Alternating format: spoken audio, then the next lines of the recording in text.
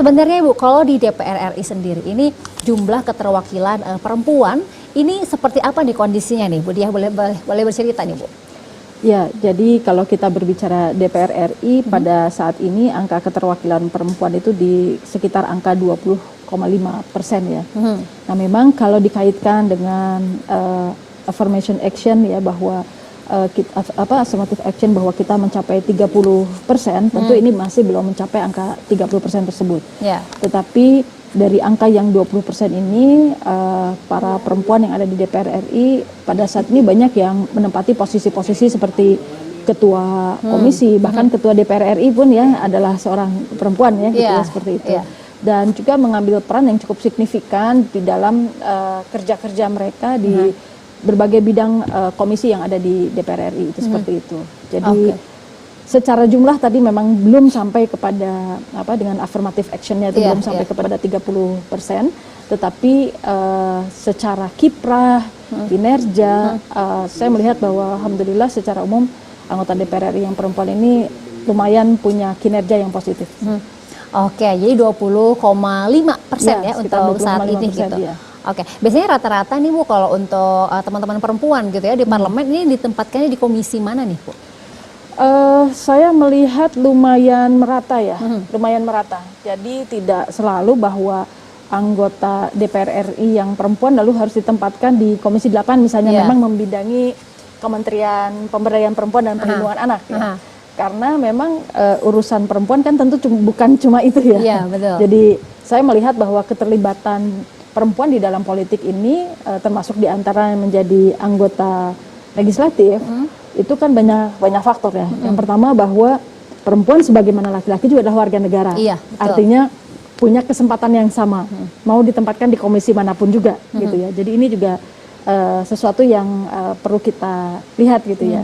Nah yang kedua juga memang mungkin ada bidang-bidang yang berkaitan langsung dengan kehidupan seorang perempuan. Di sini bukan perempuannya pribadi ansih, tetapi misalnya hal-hal terkait dengan anak, perempuan dan keluarga.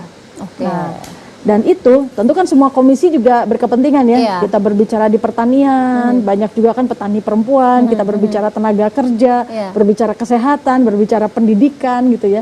Bahkan berbicara ketahanan nasional, nah perempuan juga menjadi bagian dari penyokong ketahanan nasional. Meskipun misalnya perannya dengan apa? Ketahanan di keluarganya nih, gitu ya. Jadi kita membangun Indonesia yang misalnya ramah keluarga sebagai bagian dari membangun ketahanan nasional, gitu. Dan kita juga kiprah perempuan di berbagai macam sektor tuh banyak. Jadi tidak ada spesifikasi khusus bahwa kalau anggota DPR RI perempuan kemudian harus berada di komisi yang dimana di situ ada Kementerian Pemberdayaan Perempuan Perlindungan Anak misalnya. Oke, jadi untuk keterwakilan perempuan sendiri nggak cuma di isu-isu tempat-tempat yang low politics gitu ya Bu ya untuk disebutnya. Saya sendiri kan di Komisi 7, saya di Komisi 7 mitra kerja saya Kementerian Perindustrian, Kementerian Energi dan Sumber Daya Mineral, artinya terkait dengan energi, terkait pertambangan gitu ya. Dan juga BRIN, Badan Riset dan Inovasi Nasional. Oke. Jadi bahwa perempuan juga mampu gitu ya dan juga bisa setara gitu ya dengan perempuan juga gitu ya di semua komisi ini pasti ada keterwakilan perempuan gitu ya kalau di DPR sendiri. Seperti itu. Nah terkait tadi dorongan dari partai politik sendiri gitu sebenarnya ini apakah ada hubungannya juga dengan pendidikan politik yang dilakukan di dalam parpol itu sendiri? Bagaimana nih Ibu Diah sendiri melihatnya? Ya betul, karena sekali lagi ya keterlibatan politik tadi seperti kata Kang Idil tadi gitu ya. Jadi memang ini bukan sekedar ada urusan perempuan dan ada urusan laki-laki. Tapi sebagaimana laki-laki dengan perempuan diciptakan berbeda, maka akan ada dua sudut pandang yang berbeda.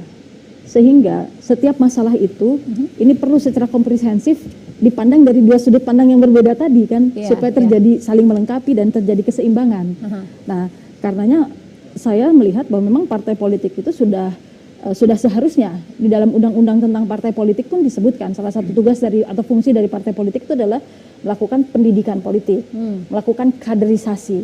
Nah, jadi memang tugas dari partai politik termasuk diantaranya pendidikan politik juga terhadap perempuan, baik itu masyarakat ya secara umum ataupun siapapun yang mendaftar menjadi anggota dari partai politik itu, maka sudah sepantasnya partai politik itu melakukan pendidikan politik terhadap ya minimal terhadap anggotanya, baik laki-laki maupun perempuan, pun juga kepada masyarakat agar tingkat partisipasi politik atau pemahaman masyarakat tentang politik itu menjadi lebih baik lagi, khususnya untuk perempuan itu seperti itu.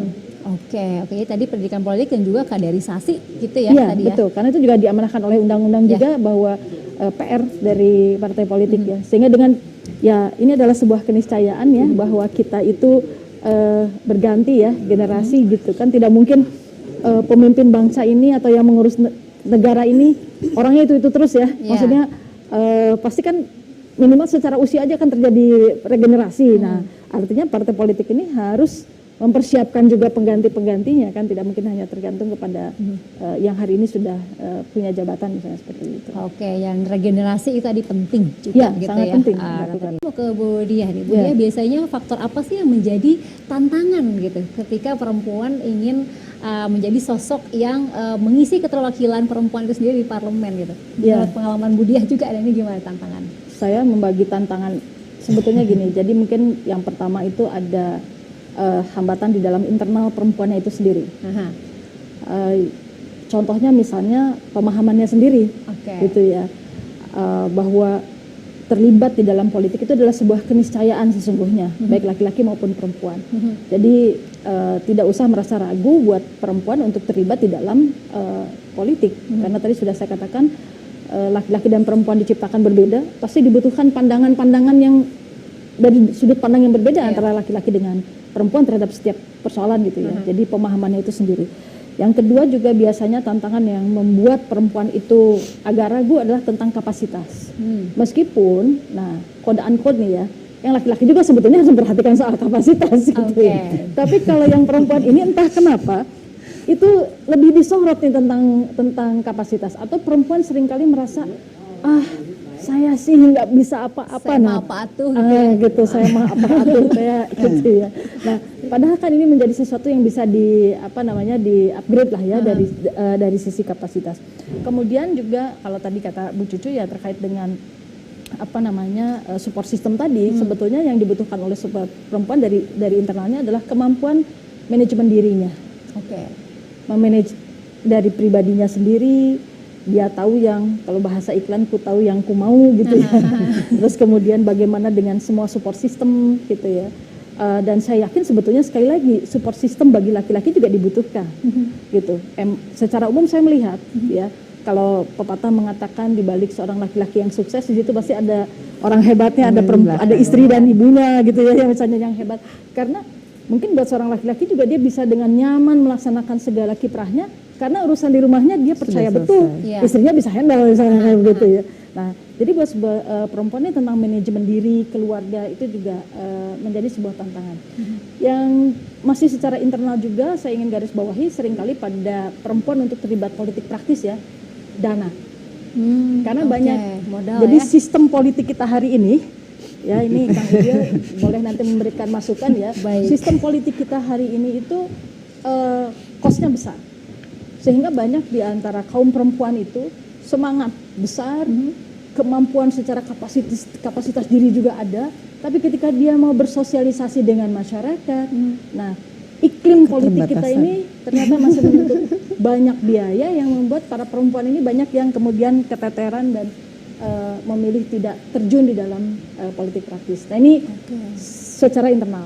Secara eksternal tantangan itu yang pertama adalah juga sama, pemahaman keluarga, kekhawatiran keluarga. Kalau ketika seorang ibu, seorang istri dia berkiprah di tengah publik, gimana nih nanti keluarganya? Nah ini kan berarti butuh komunikasi ya, bahwa peran ini peran yang baik, yang artinya bagaimana kemudian terjalin kerjasama dengan seluruh anggota keluarga, baik keluarga kecil maupun keluarga besar, karena biasanya nanti support system akan ada di sana. Nah yang berikutnya juga persepsi masyarakat, karena di masyarakat sendiri seringkali cenderung politik mah kayaknya bukan buat perempuan, maskulin banget gitu ya Bu ya. Politik mah buat yang laki-laki gitu ya. Jadi ketika ada politisi perempuan ya mungkin dialami juga sama Bu Cucu, akan diajak kongkong sampai tengah malam di warung kopi gitu ya. Artinya dibawa ke dunia yang mungkin khasnya laki-laki gitu ya. Jadi ini persepsi masyarakat sendiri juga tentang keberadaan perempuan di tengah kancah politik praktis ya, seperti itu. Nah, yang berikutnya juga terkait dengan kompetisi ini, karena tadi dengan berbagai macam sumber daya yang dimiliki, biar bagaimanapun, apalagi praktek dari politik praktis itu kan ujung-ujungnya di pemilu ya, gitu. Nah, disitulah kemudian ada suasana-suasana kompetisi yang boleh jadi bagi sebagian perempuan itu rasanya apa ya, kalau kata orang Sunda mah kekahatean gitu. Gitu. Jadi mungkin dirasanya tuh terlalu keras gitu ya. Jadi akhirnya perempuan cenderung saya nggak bisa kalau harus berkompetisi dengan cara seperti itu. Nah, ini saya melihat di antara berbagai macam tantangan baik secara tadi internal maupun eksternal yang dihadapi oleh perempuan ketika terlibat politik secara praktis, ya. Misalnya mau jadi politisi di parlemen misalnya seperti itu. Oke, wow, ini tantangannya luar biasa kompleks juga ya Bu Dia ya. Jadi dari internal diri gitu ya, dari luarnya pun ternyata kayak sistem di masyarakatnya gitu ya, dan juga apalagi dari keluarga juga ini sangat berpengaruh gitu. Terima kasih pemirsa, Anda masih bersama kami dalam forum publik. Kami masih membahas dengan tema keterwakilan perempuan di Parlemen Jawa Barat masih rendah, apakah benar? Ya, masih bersama 3 narasumber kita, bersama ada Ibu Dia, Ibu Cucu, dan juga Bapak Idil. Ya, oke. Tadi terakhir Pak Idil menjelaskan bahwa bukan sekedar soal jumlah, tapi bagaimana mendorong gitu ya agar perempuan mau untuk maju dan juga terlibat gitu. Nah, pertanyaan saya ini bagaimana sih ke Ibu ya, ke Ibu dulu nih, terlebih dari DPR RI menciptakan iklim yang inklusi gitu supaya perempuan ini mau untuk terjun khususnya tadi ke dunia politik, khususnya politik praktis tadi seperti tadi. Ya, kalau saya melihatnya nggak ada yang instan ya, gitu, nggak ada yang instan. Dan kalau kita perhatikan rata-rata perempuan yang kemudian terjun di politik praktis ini, saya belum bisa nyebut angka, saya masih belum tahu nih secara survei. Secara umum itu adalah ada budaya politik di keluarganya. Ada budaya bahwa apakah saudaranya, orang tuanya, atau siapanya itu terbiasa melihat. Iya, sudah terbiasa. Ada budaya politik di keluarga. Ya, jadi politik itu bukan barang aneh. Barang aneh. Jadi kalau saya cermati ini para anggota DPR RI yang perempuan-perempuan, itu kalau ditelusuri, oh ini anaknya ini, atau istrinya ini, atau saudaranya ini, jadi itu lumayan banyak. Cuma memang angka saya masih belum tahu nih, belum pernah survei khusus gitu ya tentang ini. Jadi artinya apa? Keluarga itu menjadi basis bagaimana kemudian kesadaran politik itu ditumbuhkan. Termasuk saya berapa kali melihat hasil survei politik, mungkin saya nggak tahu di surveinya Kang Idil ada atau tidak. Pilihan politik itu dipengaruhi oleh siapa? Beberapa survei menunjukkan sekitar 30%-an orang memilih itu dari pengaruh keluarga. Kayak tadi contohnya ya, suami istri yang sampai ribut. Jadi bagaimana seorang perempuan bisa mempengaruhi pilihan politik keluarga, ataupun si bapak bisa mempengaruhi pilihan politik keluarga. Jadi makanya budaya politik di dalam keluarga ini harus dibangun lah gitu ya. Nah, yang kedua secara edukasi politik menurut saya. Jadi selain dari masuk keluarga, memang akhirnya karena adanya edukasi politik, masyarakat jadi lebih cerdas, harus terlibat lebih jauh. Apa misalnya kalau saya sama ibu-ibu terutama gitu ya, sering kita berkomunikasi, coba ibu-ibu harus belajar kita urut apa dampak memilih ke uang yang ada di dompet ibu-ibu. Oke. Ya. Misalnya kita hal-hal yang relate ya. Hal yang relate gitu. Memilih pemimpin, apakah itu presiden, gubernur, bupati, wali kota, juga wakil rakyatnya. Karena mereka harus tahu berbagai macam kebijakan yang menyangkut hajat hidup orang banyak ditentukan oleh yang kita pilih. Nah, ketika yang kita pilihnya nggak sayang sama rakyat, ketika yang kita pilihnya nggak peduli apa yang terjadi di kantong dompetnya rakyat, jadi yang tanpa disadari dompetnya kekuras lagi karena harga naik, karena apa misalnya seperti itu. Nah, jadi kesadaran berpolitik ini, edukasi politik harus lebih luas. Makanya tahapan terutama buat perempuan ini memang kita dari partai politik atau siapapun, lembaga manapun termasuk media, itu punya tugas untuk memberikan edukasi politik pada masyarakat dengan ya bahasa yang sangat bisa diterima lah ya. Nah, kemudian para perempuan ini mulai terlibat dengan aktivitas-aktivitas politik. Ya. Aktivitas politik ini bisa sesuatu yang sifatnya kemasyarakatan, kepemerintahan, secara tidak langsung itu adalah aktivitas politik, turut serta di dalam aktivitas kemasyarakatan. Nah, yang berikutnya lagi, kalau dia sudah lebih terbangun kesadarannya, mungkin bisa didorong, ayo ikut saja mengikuti organisasi politik, jadi anggota gitu ya, belajar dulu, kalau di sekolahan mungkin anak-anak ikut di organisasi sekolah ya, atau kepemudaan, itu kan bagian dari cara akhirnya tahu, oh begini cara berorganisasi, begini cara mengelola negara misalnya seperti itu. Sampai kalau dia kemudian semakin tertarik lagi, dia boleh masuk milih kepada partai politik manapun. Saya kira kan semua partai politik terbuka ya. Bisa kita bisa daftar dan terlibat di situ. Dan terlibat pun pastinya belum tentu langsung jadi calon ya. Jadi wakil rakyat. Ya kalau kita lihat kan jabatan wakil rakyat itu misalnya se-Jawa Barat saja cuma 120 dari sekian puluh juta penduduk Jawa Barat. Jadi itu kan sedikit banget gitu ya. Jadi juga jangan terlalu berambisi dengan mencari posisi itu. Karena kontribusi kita bisa di berbagai bidang. Tapi bahwa ada harus yang di politik praktis, ya. Nah itulah kemudian bisa masing-masing mengenali kekuatan dirinya dan memilih kontribusinya nanti akan berada di bagian mana. Jadi memang ini sesuatu yang bertahap dan semua pihak harus ikut serta menurut saya untuk memunculkan tadi kecerdasan memahami kondisi politik, kecerdasan dalam beraktivitas dan kemudian juga membaca untuk kedepannya negara ini mau dibangun kemana.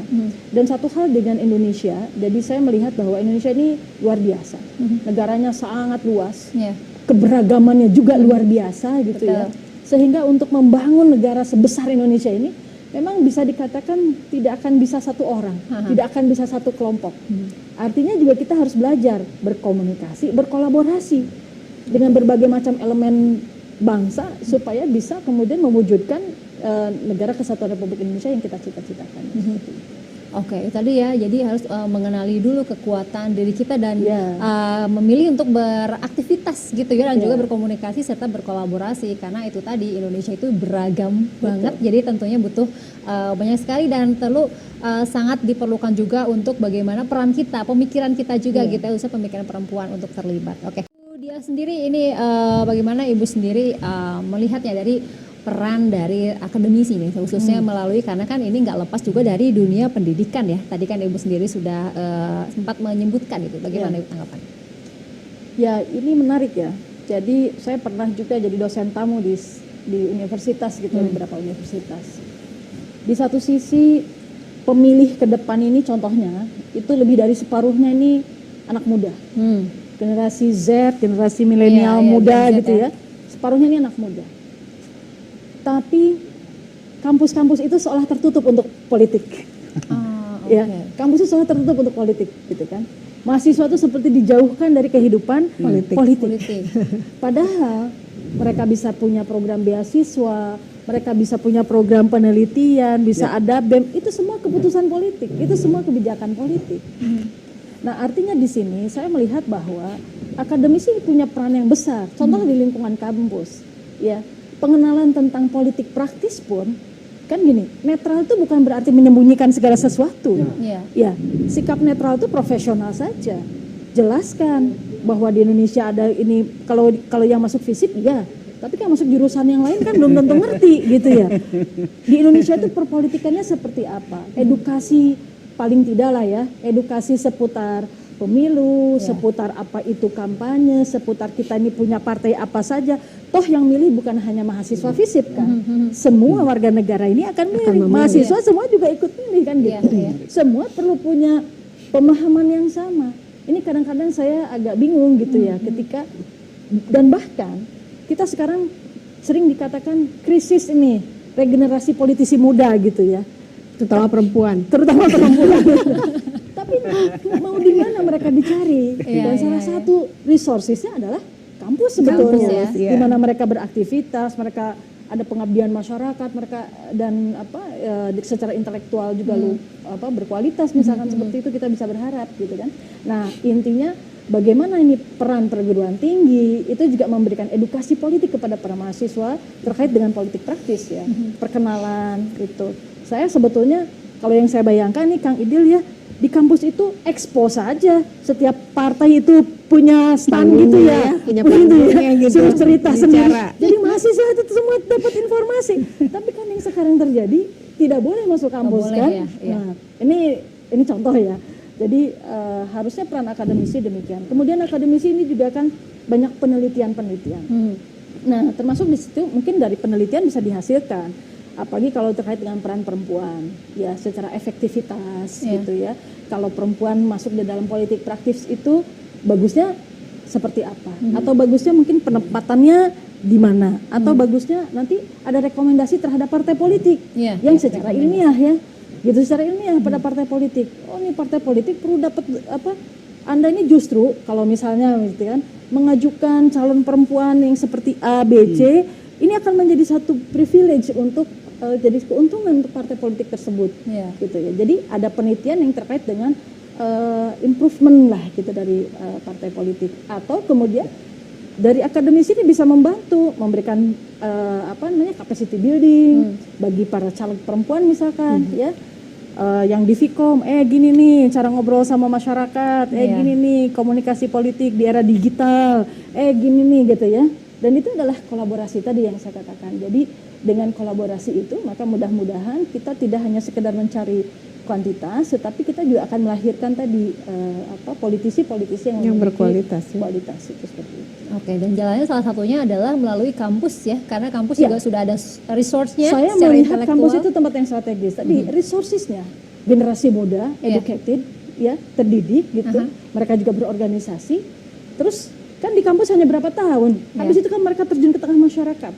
Jangan sampai ketika mereka terjun kepada masyarakat, mereka kemudian mencari profesinya masing-masing, menjadi orang-orang yang buta politik. Karena survei banyak menyebutkan hari ini generasi muda sekarang apolitis nih. Anak muda sekarang apolitis, nggak mau peduli sama politik. Dan menurut saya akademisi harus ikut bertanggung jawab tentang ini. Gitu ya. Harus ikut memberikan. Nah, kan kehidupan sehari-hari dengan generasi muda kan diantaranya adalah akademisi gitu. Kenapa membuat anak muda kita ini menjadi tidak tertarik dengan politik? Selain itu sebuah otokritik terhadap partai politik ya. Itu otokritik terhadap partai politik mungkin yang disuguhkannya membuat orang nggak suka dan lain-lain. Nah ini PR tersendiri buat partai politik. Tapi sekali lagi kan tidak hanya pada sisi partai politik, semua pihak, media juga. Saya terus terang saja gitu ya. Media adalah sarana edukasi yang luar biasa untuk membangun sinergi dan mencerdaskan masyarakat di bidang politik. Ya, bagaimana media tidak hanya memunculkan berita-berita yang kalau ada sensasinya negatif baru muncul tuh berita media itu gitu ya. Sehingga kan image masyarakat terhadap politik tuh dari jelek ke jelek dan ke jelek. Yang positifnya tidak terambil, tidak melihat terlihat yang positifnya. Saya terus terang mengapresiasi DPR RI ya. Sekretariat sekretariat DPR RI.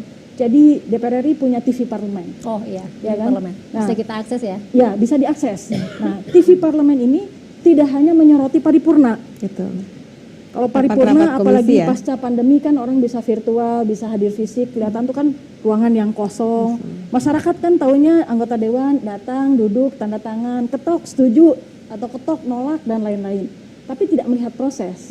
Nah, ketika ada TV parlemen, itu rapat-rapat di setiap komisi. Ketika kami rapat kerja dengan menteri, ketika kami rapat dengar pendapat dengan mitra-mitra, dengan menerima audiensi dari masyarakat, itu live disiarkan.